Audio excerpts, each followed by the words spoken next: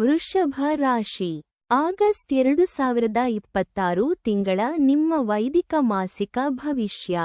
ನಿಜವಾಗಿಯೂ ಉತ್ಪಾದಕ ತಿಂಗಳು ಮತ್ತು ನಿಮ್ಮ ವರ್ಷದ ಉತ್ತಮ ತಿಂಗಳುಗಳಲ್ಲಿ ಒಂದು. ಮಹಾಶಿಸ್ತುಗಾರ ನಿಮ್ಮ ರಾಶಿಯಿಂದ 11ನೆಯ ಭಾವದಲ್ಲಿ, ಅವನ ಅತ್ಯಂತ ಫಲದಾಯಕ ಸ್ಥಾನದಲ್ಲಿ ನೆಲೆಸಿದ್ದಾನೆ.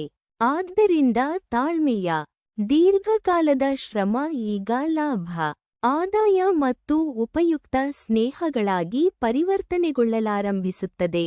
ಮಹತ್ವಾಕಾಂಕ್ಷೆಯು 10ನೆಯ ಭಾವದಲ್ಲಿ ಚೆನ್ನಾಗಿ ನೆಲೆಸಿದ್ದು ನಿಮ್ಮ ವೃತ್ತಿಪರ ಸ್ಥಾನವನ್ನು ಗಮನದಲ್ಲಿಡುತ್ತದೆ.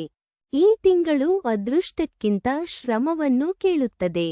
ಮೊದಲ ದಿನಗಳಲ್ಲಿ ಚೋದನೆ ನಿಮ್ಮದೇ ರಾಶಿಯಲ್ಲಿ ಬಂದು ಸಿಡುಕುತನವಾಗಿ ಮಾರ್ಪಡಬಹುದು. ಎಚ್ಚರ: ವೃತ್ತಿ ಮತ್ತು ಕೆಲಸ. ಬಲವಾದ ಮತ್ತು ಏರುತ್ತಿರುವ ಮಿಂಚಿನ ಬದಲು ಪರಿಶ್ರಮದ ಮೂಲಕ ಮನ್ನಣೆ ಬರುತ್ತದೆ ಮತ್ತು ನಿಮ್ಮ ವೃತ್ತಿಪರ ಹೆಸರು ಇಡೀ ತಿಂಗಳು ಮೌನವಾಗಿ ಏರುತ್ತಿದೆ. ಆಗಸ್ಟ್ ಆರಂಭ ಮಾತನಾಡುವುದಕ್ಕೆ ಬಹುಮಾನ ನೀಡುತ್ತದೆ. ಮಧ್ಯ ತಿಂಗಳ ನಂತರ ಪ್ರಕಟಣೆಗಿಂತ ವಿವರಗಳ ಮೇಲೆ ಕೆಲಸ ಮಾಡಿ. ಆರ್ಥಿಕ ಮತ್ತು ಸಂಪತ್ತು.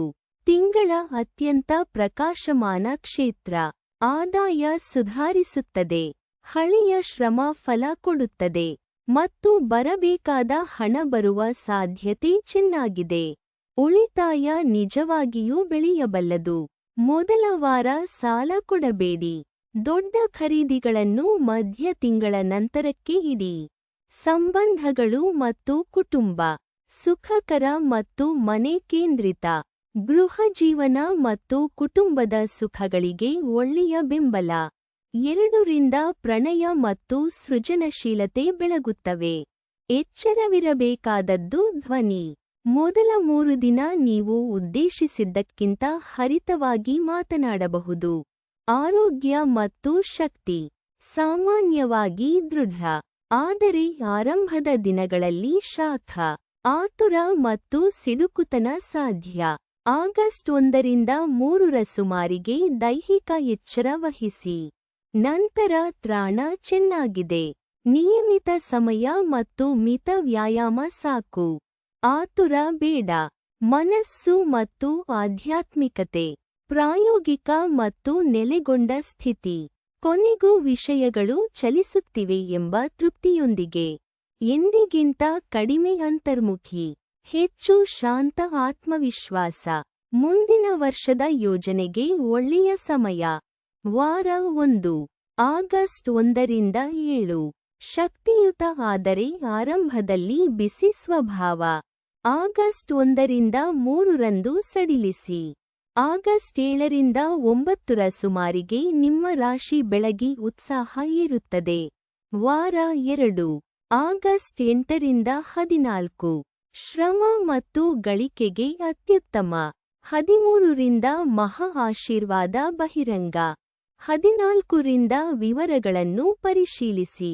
ವಾರ 3. ಆಗಸ್ಟ್ 15ರಿಂದ 21.